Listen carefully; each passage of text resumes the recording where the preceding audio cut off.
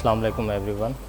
I am Dr. Sajid Ali Khan, working as a consultant physician and rheumatologist at Mukhtar Sheikh. And today I selected the topic of common rheumatological disorders and the malpractices in this field. This is a sort of a common topic क्योंकि I realized that in this area the understanding of field of rheumatology is very poor. तो overall अगर हम क्योंकि ये हमारे पास जो audience हैं उसमें हमारे पैरामेडिक्स भी हैं, हमारे डॉक्टर कम्युनिटी भी है, तो doctor community most of them उनको तो आइडिया है इस फील्ड का, इन चीज़ों का, लेकिन जो आम कोई कॉमन जो हमारी पब्लिक है या हमारे पैरामेडिक स्टाफ है, शायद उनको इसका कोई ज़्यादा आइडिया नहीं होता. तो बेसिकली रूमेटोलॉजी एक वैसे दुनिया में तो एक वेल नोन फील्ड है and since long the rheumatologist are working across the world, लेकिन पाकिस्तान में it's sort of emerging field. अभी भी इवन टिल टुडे एक तो हैं, वैसे नंबर कम है रूमेटोलॉजिस्ट का पाकिस्तान में, और वैसे भी इसकी इंट्रोडक्शन भी लोगों को नहीं है एंड नो हाउ नहीं है, जिसकी वजह से हमारे जो पेशेंट हैं वो बहुत ज़्यादा मिसमैनेज होते हैं और मेल प्रैक्टिसेस बहुत ज़्यादा हैं, जिसकी वजह से मॉर्टेलिटी एंड मॉर्बिडिटी बहुत ज़्यादा है इस फील्ड में. तो आज का टॉपिक ये सिलेक्ट करने का पर्पज़ ये है कि आप लोगों को एक थोड़ा सा इंसाइट हो जाए कि रूमेटोलॉजी क्या है और रूमेटोलॉजिकल डिसऑर्डर्स किस तरह होते हैं, और आपने उनको रूमेटोलॉजिस्ट को रेफ़र करना है in time so that patient diagnose हो properly, timely and timely manage हो. सो अब स्टार्ट करते हैं. आप कुछ diseases rheumatological disorders I tried कि इनको मैं इस तरह आपको जो स्लाइड्स हैं वो इस तरह हैं कि जो मोस्ट कॉमन डिजीज़ हैं वो पहले इनको मैंने रखा है इस पे, और इसमें कुछ तो हैं जिनसे आप फेमिलियर होंगे और आपने डे टू डे अपनी लाइफ में पेशेंट्स से, अपने रिलेटिव्स में इन डिजीज़ के बारे में कुछ न कुछ सुना होगा, लेकिन बहुत सी ऐसी हैं जिनको शायद बहुत से लोग ना जानते हों. और जिनको ये भी ना पता हो कि ये जो डिज़ीज़ अगर किसी को हो जाए तो उसको भेजना किसके पास है. तो the most common problem we are facing in our area that is osteoarthritis and osteoporosis. Osteoarthritis आप लोगों ने देखा होगा कि आपने डे टू डे अपनी लाइफ में, अपने घर में बहुत से लोग ऐसे हैं जिनके नीज़ पेन है, घुटनों में दर्द है, और वो ज़्यादातर आपको जो लोग मिलेंगे ये फ़ीमेल ग्रुप होगा, एडवांस एज होंगी 50-60 ईयर्स की, ओबीस होंगी, obesity, and most common problem है इसके हमारे जी घुटनों में दर्द होता है. तो ये आप अगर देखें तो आपको हर जो इस एज की 50 प्लस में हमारे कंट्री में आपको हर दूसरी तीसरी हमारी जो खातून है उनको ये प्रॉब्लम हो रहा है. लेडीज़ ज़्यादा अफेक्टेड है इसमें ड्यू टू मल्टीपल फैक्टर्स, कुछ नोन है कुछ अननोन है, लेकिन मेल में भी ये इसकी प्रेवलेंस है, लेकिन उस तरह ज़्यादा नहीं है जितनी कि फ़ीमेल्स में है. तो फीमेल्स आपके पास ज़्यादातर आप देखोगे आप ये घुटनों के दर्द के साथ. तो most common presentation of osteoarthritis is knees pain. बाकी इसकी और भी मैनिफेस्टेशन है, जैसे बैक पेन है, कोई स्मॉल जॉइंट्स को इन्वॉल्व कर सकती है, सर्वाइकल स्पाइन को इन्वॉल्व कर सकती है, हिप जॉइंट को इन्वॉल्व कर सकती है, लेकिन जो मोस्ट कॉमन प्रेजेंटेशन है वो नी पेन है. तो ये आप अपनी रूटीन एक्टिविटीज़ में, डे टू डे लाइफ में ये चीज़ें देखते हैं. दूसरा जो है ऑस्टियोप्रोसिस. ऑस्टियोप्रोसिस बेसिकली ये एक तरह का एक साइलेंट डिजीज़ है. इसकी कोई टिपिकल क्लिनिकल मैनिफेस्टेशन नहीं होती until and unless someone is having fracture. आपने ये देखा होगा कि आपकी जो एक्सट्रीम एज की फ़ीमेल्स हैं या ऐसी फ़ीमेल्स जो कुछ दवाइयाँ जैसे स्टीरॉयड पे हैं या जिनकी हिस्टेक्टमी वगैरह हुई हुई है, तो they are more prone to osteoporosis. और आपने देखा होगा कि ऐसे थोड़ा सा उनको चोट लगी, गिरी और उनका फ्रैक्चर हो गया. तो जो मोस्ट कॉमन फ्रैक्चर है वो नेक का फिमर का होता है. तो ये भी एक्सट्रीम एज में फ़ीमेल में मोस्ट कॉमन है ये डिज़ीज़, और अनफॉर्चुनेटली इसको तो बिल्कुल ही अर्ली स्टेजेस पे पिक नहीं किया जाता, क्योंकि हमारे यहाँ ऑस्टियोप्रोसिस स्क्रीनिंग क्लिनिक्स नहीं हैं. तो डेक्सा स्कैन की भी आप देखोगे तो चंद एक मशीनें आपको मिलेंगी, वो भी डेक्सा स्कैन की जो मशीन्स हैं वो रेडियो वालों ने रखी हुई हैं, और वो एटॉमिक के जो अफिलिएटेड जैसे मीनार है मुल्तान में, इनके पास है. अब कोई एक आधे प्राइवेट सेटअप ने भी लगाई है. तो इसका कॉन्सेप्ट ही नहीं है. तो और इसके अनफॉर्चुनेटली अगर किसी को ऑस्टियोप्रोटिक फ्रैक्चर हो गया, उसके अंदर मोर्टेलिटी रेट बहुत हाई है. तो उसमें मल्टीपल रीज़न है ड्यू ऑफ हाई मोर्टेलिटी, लेकिन mortality rate is very high. आप नेक का फीमर अगर किसी को एक्सट्रीम एज में फ्रैक्चर हो गया तो वो पेशेंट आप दोबारा मोबिलाइज होता हुआ नहीं देखेंगे, वेरी लेस लाइकली कि वो दोबारा मोबिलाइज हो जाए बिकॉज ऑफ ऑस्टियोपोरोसिस। तो इसको हमें अर्ली स्टेजेस पे आइडेंटिफाई करना, इसको स्क्रीन करना बहुत ज़रूरी है ताकि हम आगे पेशेंट की मोर्टेलिटी मॉर्बिडिटी को प्रिवेंट कर सकें। Then the other common disease is rheumatoid arthritis. Rheumatoid arthritis is called गंठिया। आप लोगों ने सुना होगा एक आम लफ्ज़ गंठिया हो गया है। गंठिया क्या है जी? जोड़ों में। अब अनफॉर्चुनेटली यहाँ पे क्या है, हर जोड़ के दर्द को गंठिया कह देते हैं। मतलब आपको कोई गाउट है गंठिया है, ऑस्टियोआर्थराइटिस है गंठिया है, फाइब्रोमेल्जिया जो भी जोड़ का दर्द किसी को हो रहा है दैट इज़ कॉल्ड गंठिया। तो यहाँ पे लेकिन रूमेटॉइड आर्थराइटिस गंठिया जो है वो एक स्पेसिफिक डिज़ीज़ है जॉइंट्स का, लेकिन हर जो जोड़ों का दर्द है उसको हम गंठिया लेबल या अज्यूम नहीं करते। तो ये then this is the common disease, और ये भी निगलेक्टेड एरिया है। इसमें बहुत ज़्यादा मेल प्रैक्टिसेस हैं स्पेशली रूमेटॉइड आर्थराइटिस में, और ये हकीमी मेडिकेशन, देसी मेडिकेशन, होम्योपैथिक्स, आपकी ये बहुत ज़्यादा मिसयूज़ है यहाँ पे स्टीरॉयड का, आगे हम बात करेंगे हैवी मेटल्स का। तो ये एक तो डिज़ीज़ निगलेक्ट होती है, अर्ली डिटेक्ट नहीं होती, टाइमली ट्रीट नहीं होती, और अगर आप इसका ट्रीटमेंट टाइमली स्टार्ट ना करें, टाइमली डायग्नोज ना करें, तो ये जॉइंट की इरोजन स्टार्ट हो जाती है वेरी सून, और पेशेंट बाद में डिफॉर्मिटीज़ के साथ और डिसेबिलिटी के साथ आता है हमारे पास, तो उस वक्त टाइम गुजर चुका होता है।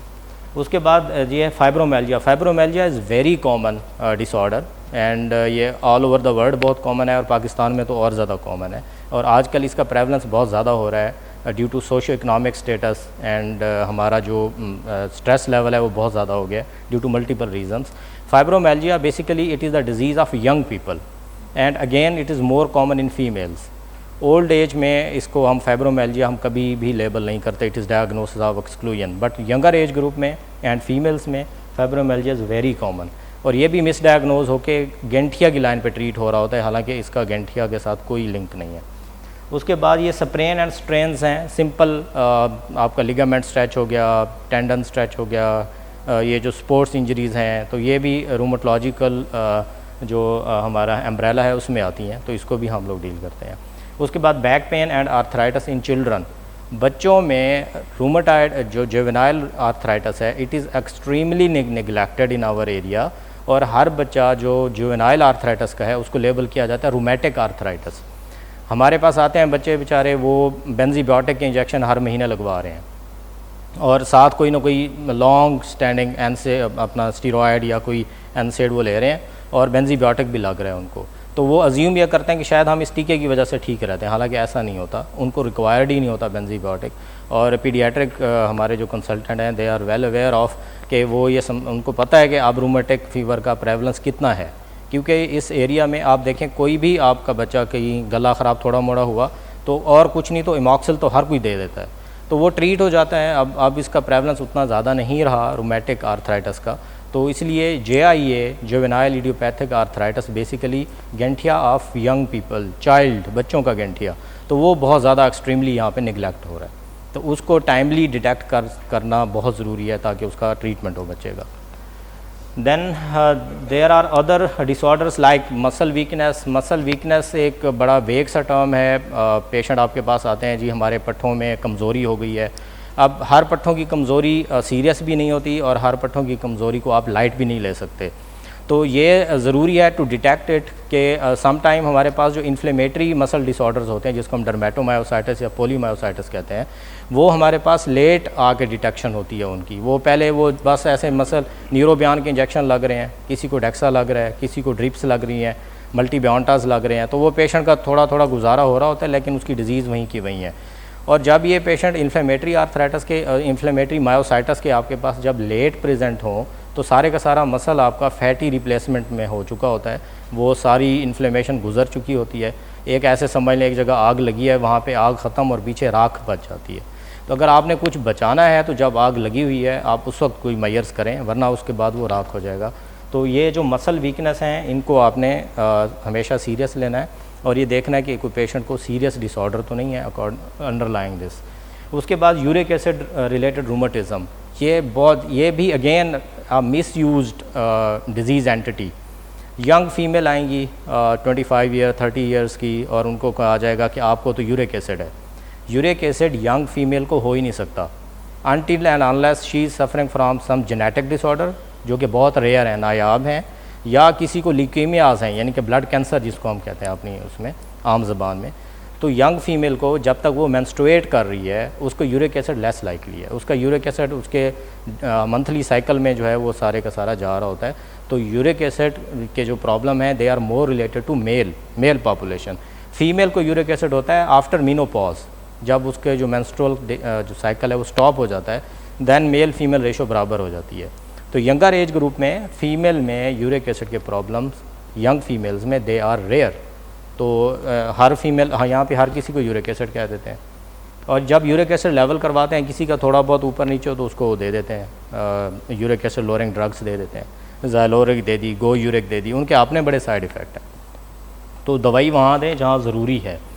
उसके बाद हैं ये आप rare disorders like SLE, connective tissue disorders.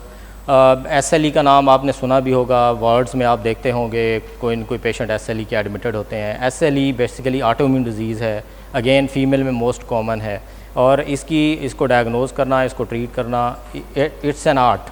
और दुनिया में ल्यूपस क्लिनिक्स ही अलग हैं, वहाँ रूमेटोलॉजिस्ट आगे स्पेशलाइज कर जाते हैं इन SLE।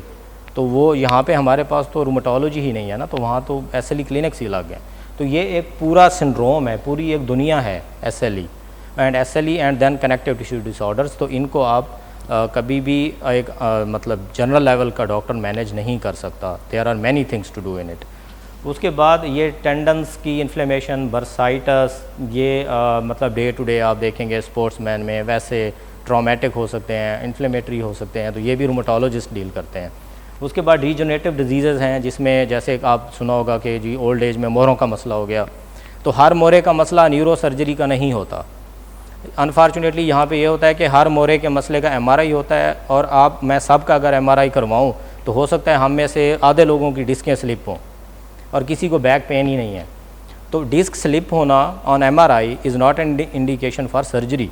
तो अनफॉर्चुनेटली बड़ी अनड्यू सर्जरीज भी हो जाती हैं लोगों की कि ये जी इसको जो बैक पेन है ये डिस्कों की वजह से हो रहा है, तो और जो सर्जरी के बाद भी ठीक नहीं होता, रादर और वर्स कर जाता है। तो ये जो डिजेनरेटिव डिजीज़ रिलेटेड प्रॉब्लम्स हैं ये भी इसको रूमेटोलॉजिस्ट को देखना चाहिए। उसके बाद वही कैन डिसाइड कि whether he should go to surgery और नॉट, तो न्यूरो सर्जरी के पास फिर हम रेफ़र कर देते हैं। उसके बाद मेटाबॉलिक डिसऑर्डर्स हैं, कुछ जेनेटिक ये रेयर डिसऑर्डर हैं। उसके बाद एंडोक्राइनोलॉजिकल डिसऑर्डर्स, ये हम डे टू डे एक्टिविटी में देख रहे होते हैं, जैसे कि थायराइड से रिलेटेड डिसऑर्डर हैं।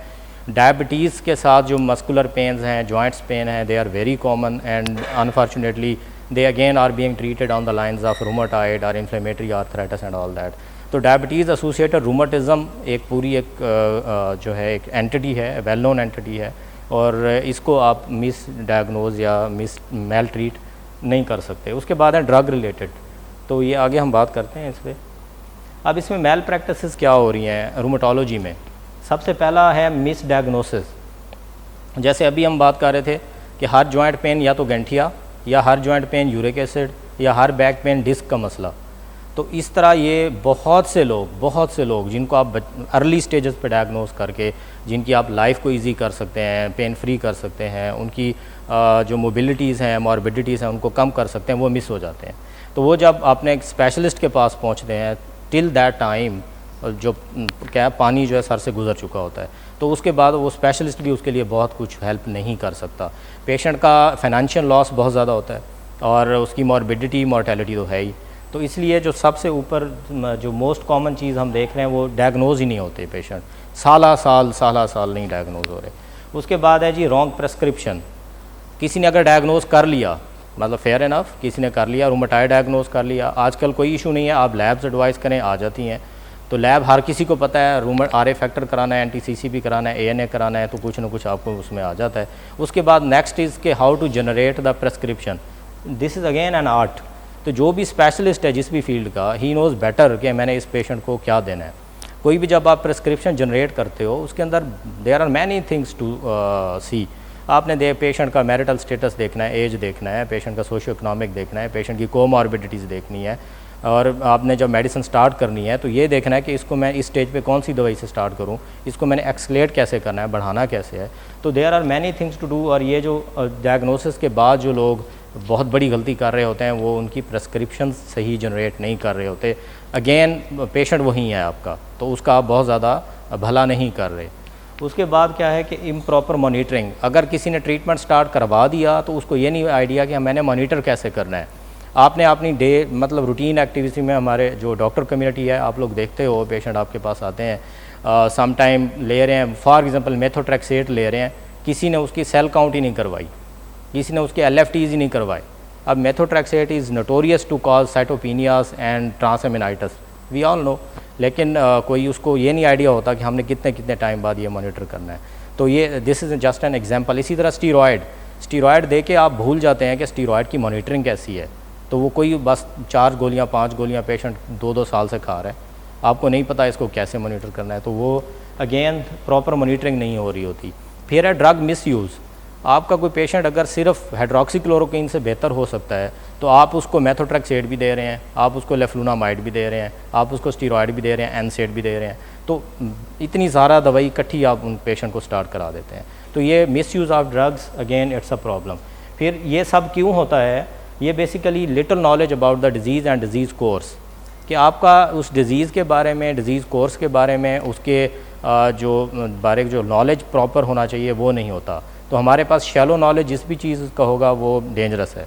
तो जैसे वो है ना, नीम हकीम ख़तरा जान वाली बात होती है। तो जिस चीज़ के बारे में आपका नॉलेज नहीं है, डेप्थ नहीं है, उसमें आप जो है ना गड़बड़ करने का चांस बहुत ज़्यादा है।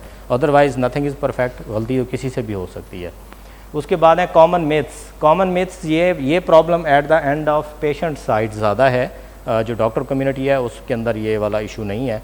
और आपने देखा होगा पेशेंट्स कोई भी जोड़ों का दर्द है तो उसको ज़्यादा प्रेफर करेंगे कि हम स्टीरॉयड ले लें, या फिर वो अपनी खुराक बंद करके बैठ जाते हैं कि हर जोड़ों का दर्द जो है वो यूरिक एसिड से रिलेटेड है, तो वो मीट नहीं ले रहे, कोई जो है पल्सेस नहीं ले रहे, राइस नहीं ले रहे। तो ये मिथ्स का इशू जो है वो पेशेंट की उस पर ज़्यादा है as compare to doctor community. फिर है लैक ऑफ कम्युनिकेशन, कि ये हम कम्युनिकेट नहीं कर रहे, patient doctor, doctor to doctor, doctor to patient, ये एक पूरा एक ट्रायड है जो कि उसको हम नहीं फुलफ़िल करते। ये general principle for all the specialities, कि आप नेफ्रोलॉजी ले लें, कोई भी गैस्ट्रोएंटरोलॉजी ले लें, एंडोक्रिनोलॉजी ले लें, तो हमारे दरमियान कोई इंटीग्रेशन नहीं है, प्रॉपर कम्युनिकेशन नहीं है। तो अल्टीमेटली लॉस जो है वो आप पेशेंट का हो रहा होता है। Referral issues, this is again a big problem. We do not refer our patients to proper site, और इसमें मल्टीपल रीज़न है। मतलब आप पेशेंट स्लिप हो जाएगा आपका, कोई इस तरह का भी कि मैं नहीं मैनेज कर सकता तो मेरे पे बात आएगी, तो इस तरह की चीज़ें। तो ये रेफ़र हम प्रॉपर टाइमली जो है ना पेशेंट्स को नहीं कर रहे होते। उसके बाद हैं OCT used medication, steroids, NSAIDs. ये क्या हैं? चीपर भी हैं, और ये स्टीरॉयड तो स्पेशली मैजिकल ड्रग है। स्टीरॉयड एक दफ़ा तो सारी पेन्स वगैरह को वो सही कर देते हैं, और उसकी वजह से वो डिज़ीज़ का कोर्स भी मास्क हो जाता है, स्टीरॉयड के अपने साइड इफ़ेक्ट भी आने लग जाते हैं।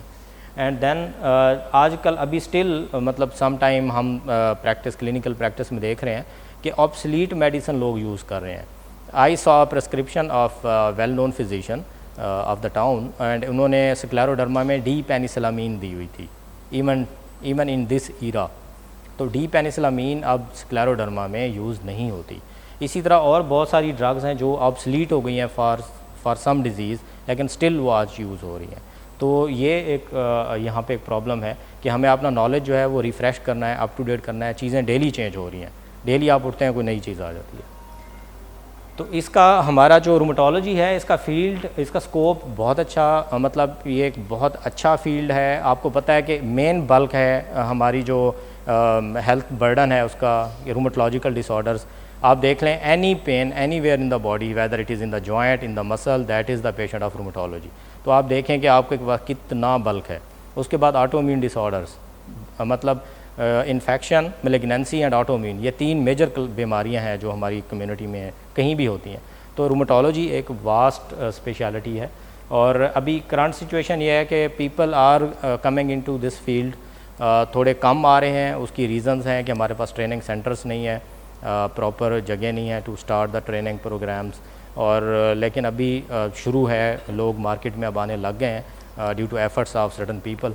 और जो पास था इस फील्ड का दैट वाज वेरी टेरेबल, कोई नहीं था, और हम बाकी जो हमारी स्पेशलिटीज़ के लोग हैं वो डील कर रहे थे इसको। और फ्यूचर एज आई सेड कि rheumatology has a bright future. जैसे जैसे क्योंकि इमर्जिंग फील्ड है, डॉक्टर में अवेयरनेस आ रही है, लोगों में अवेयरनेस आ रही है, तो इंशाल्लाह it has a good future. And then the contribution of our mentors, I am trained by professor doctor Nighat Mir Ahmed. बहुत सारे लोग आप उनको जानते होंगे। She is one of the pioneers of rheumatology in Pakistan. She came from America, and doctor Nighat Mir and doctor Abid Farooqui in Islamabad, they established the rheumatology in Pakistan. So अब माशाल्लाह अच्छी जगहों पे पॉकेट्स हैं, हर बड़े शहर में आपको एक दो लोग मिल जाते हैं इनके, तो इनका बहुत बड़ा कंट्रीब्यूशन है to this field. And our responsibilities जैसे हम पहले डिस्कस कर चुके हैं, timely referral, patient education, facilitation for referral. आप इंस्टीट्यूट्स बिल्ड करें, स्पेशलिटीज़ को प्रमोट करें, और हम अपना फ्यूचर, अपनी जनरेशन्स का फ्यूचर इसी तरह सेव कर सकते हैं। Thank you so much. Any question please? Yes please. आपने बहुत दफ़ा अपनी प्रेजेंटेशन में शेयर किया कि विमेन को ज़्यादा हो रही है ये बीमारियाँ कंपेयर टू मेन, और जो पाकिस्तान का कॉन्टेक्स्ट है उसमें विमेन बहुत एक्सेस टू हेल्थ केयर बहुत कम होता है ऑलरेडी उनका। सो आपका एक्सपीरियंस कैसा है इस बारे में, और क्या हम वुमेन के लिए कोई प्रिवेंटिव स्ट्रैटेजी या प्रिवेंटिव एजुकेशन प्रोग्राम शुरू कर सकते हैं किसी big institution like NASH? Yes, excellent question. You have talked about the rheumatological disorders in women and their health. दुनिया में स्क्रीनिंग प्रोग्राम्स हैं ऑस्टियोप्रोसिस के लिए स्पेशली, एंड ऑस्टियोप्रोसिस के लिए एक सिंपल सा एक टेस्ट है डेक्सा स्कैन। आपने और कुछ नहीं करना, डेक्सा स्कैन कर लें, और वो उसकी इंडिकेशन ये है कि एवरी पोस्ट मेनोपॉजल वेमेन उसका आप स्क्रीनिंग करें, और उसमें से ही आपको ऑस्टियोप्रोसिस के बहुत सारी पेशेंट्स आ जाएंगी। तो हम उसको प्रिवेंट कर सकते हैं, हम उसको जो ऑस्टियोप्रोसिस की मेडिकेशन है वो स्टार्ट कर सकते हैं, और पेशेंट हमारा आगे मॉर्टेलिटी मॉर्बिडिटी से बच सकता है। दूसरा जो मोस्ट कॉमन प्रॉब्लम है ऑस्टियोआर्थराइटिस, नी पेन, जिसको आपने देखा होगा बहुत ज़्यादा है ये। तो इसमें हम पेशेंट्स की एजुकेशन, फीमेल्स की इस तरह के, एक तो वेट रिडक्शन, वेट कंट्रोल, दूसरा ऑक्यूपेशनल जो उनकी के हाउ टू वर्क, उनको ये सिखाना कि आपने काम कैसे करना है। सारा दिन नीचे आप स्क्वाटिंग पोजीशन में बैठे हैं, सारा दिन आप गोदी बना के बैठे हुए हैं, यानी कि आपने नी की ऐसी पोजीशन रखी हुई है कि जो उसके ऊपर स्ट्रेस ही स्ट्रेस पड़ रहा है ऑल द टाइम। तो हम उनको ये एजुकेट कर सकते हैं कि अपना वेट कंट्रोल करें, अपना जो घर की आपकी एक्टिविटीज़ हैं उसको, चीज़ों को मैनेज इस तरह करें कि आपकी नीज़ के ऊपर बहुत ज़्यादा स्ट्रेस ना पड़े। थर्ड थिंग इज़ कि हमारी फीमेल्स डाइट डेफिशिएंट हैं, तो उनको काउंसिल करना कि वो अपनी डाइटरी हैबिट्स को बेहतर करें, specially vitamin D and calcium intake. तो अगर वो डाइट में नहीं ले सकती तो आप उनको सप्लीमेंट्स दें, और विटामिन डी एंड कैल्शियम की हम स्क्रीनिंग्स भी स्टार्ट कर सकते हैं। तो ये कुछ हैं चीज़ें जो हम फीमेल हेल्थ के लिए रिगार्डिंग द रूमेटोलॉजिकल डिसऑर्डर्स जो हम कर सकते हैं, जो प्रैक्टिकल हैं और दुनिया में हो रही हैं। Any other? Yes please sir.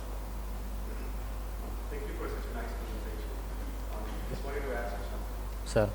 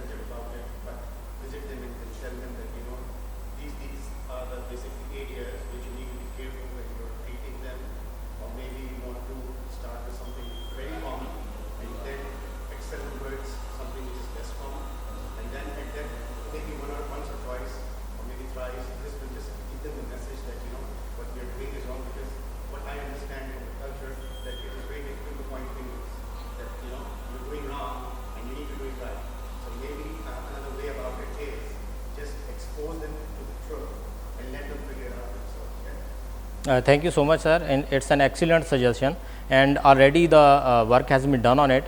When I was in Fatima Memorial Hospital, they had arranged the training, smart training programs, sessions for the GPs, and 1 or 2 lectures per month we had arranged for the GPs and उधर मतलब अच्छी खासा bulk आता था GPs का to listen that, तो वो message डिसएमिनेट करने की वहाँ पे तो कोशिश की गई थी एंड यहाँ पे भी हम कर सकते हैं, नथिंग रॉन्ग इन इट, और इंशाल्लाह जैसे जैसे थोड़ा सा वी विल कंसिडर एंड ये होना चाहिए, तो ये इंशाल्लाह हम करेंगे definitely, it's a good suggestion and this is the only thing we can do basically.